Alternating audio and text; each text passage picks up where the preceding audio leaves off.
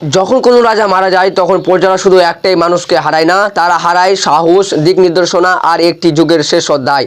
রাজ্যপ্রাসাদের দরজা বন্ধ হয়ে যায়, চারদিকে অস্থিরতা, মানুষ এদিকে ওদিকে ছোটাছুটি করে, কেউ কিছু বুঝে উঠতে পারে না, সবাই শুধু একটাই প্রশ্ন করে, এখন কি হবে। ঠিক তেমনই আজ ইরান এক ঐতিহাসিক মুহূর্তের সামনে দাঁড়িয়ে আছে।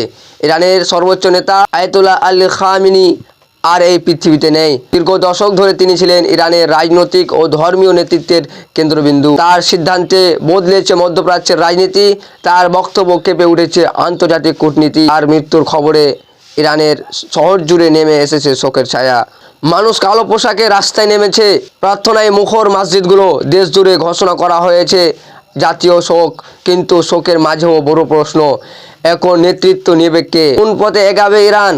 বিশ্ব রাজনীতির দিকেও তৈরি হয়েছে নতুন অস্থিরতা।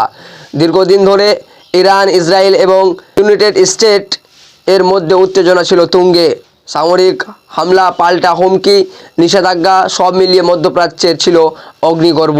এমন এক সময়ে সর্বোচ্চ নেতার প্রস্থান পুরো অঞ্চলের ক্ষমতার ভারসাম্য বড় পরিবর্তন আনতে পারে। একজন রাজা মারা গেলে তার প্রজারা ভবিষ্যৎ নিয়ে ভয় পায় না।